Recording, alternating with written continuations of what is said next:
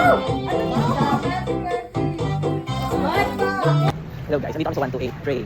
Mamamalay kami ng handa. Birthday ng mama ng kaibigan. Mas mga harap kami ng OMS. Charis, hindi. Antay ka, Bes.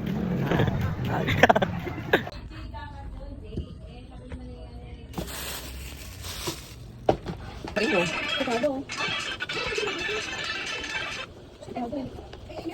Birthday sa'yo sana biyak ka palang Diyos ang malakas pang pangatawan.